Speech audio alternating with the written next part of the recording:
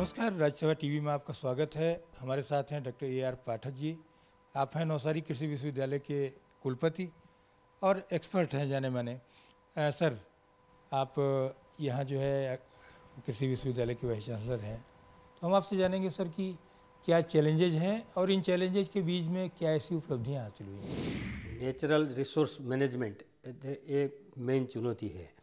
और natural resource management में हम देखा जाए तो ज़मीन की जो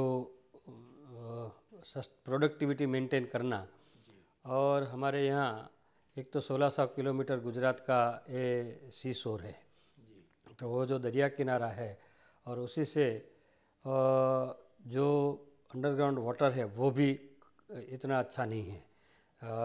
वैसे गिना जाए तो गुजरात में 42% इरिगेशन फैसिलिटी है। ट्राइबल भी एक बड़ी संख्या में यहाँ रहते हैं, तो विश्वविद्यालय ने क्या ट्राइबल को एजेंडे में लिया है? उनके लिए कैसा अनुसंधान हुआ है सर?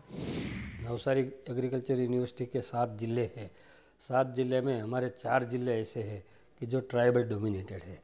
3 साल पहले 2008 में हमने डेडियापाड़ा नर्मदा में और वघई में एक पॉलिटेक्निक की स्थापना की थी, और इस साल से हमने एग्रीकल्चर कॉलेज वहाँ वघई में बनाई और इंजीनियरिंग कॉलेज डेडियापाड़ा में बनाई, जिससे कि ट्राइबल के जो यूथ है उन यूथ को और उस नौजवानों को ये अपने घर पे ही ये एग्रीकल्चर की शिक्षा का एक मौका मिले, वो हमने एक प्रयत्न किया है।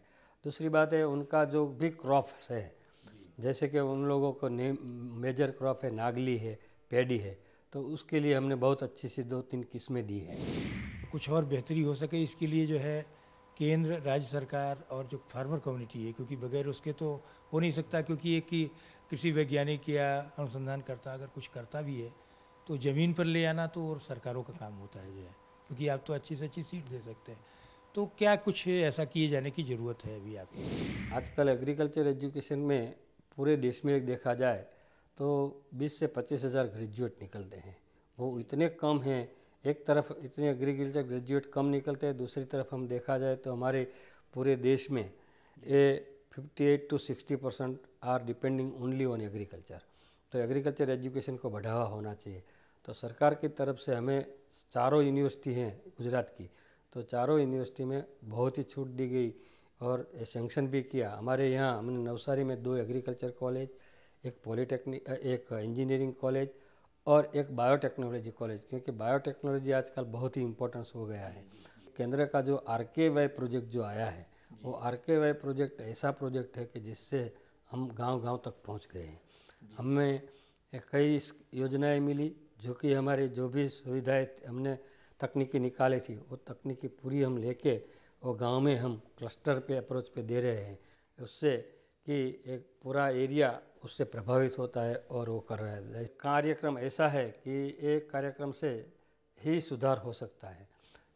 रिसर्च में हमने एक थोड़ा सा छोटा सा एक स्टडी कराया कि 1 रुपया हम खर्चते हैं तो कितने रुपये का हमें एडवांटेज मिलता है।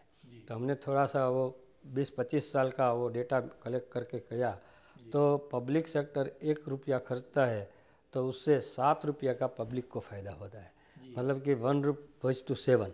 तो वह तो बहुत बड़ी बात है कि रिसर्च में जितना हम इनपुट दें, जितना हम कर पाए, उतना फार्मर्स को ही फ़ायदा होने वाला है।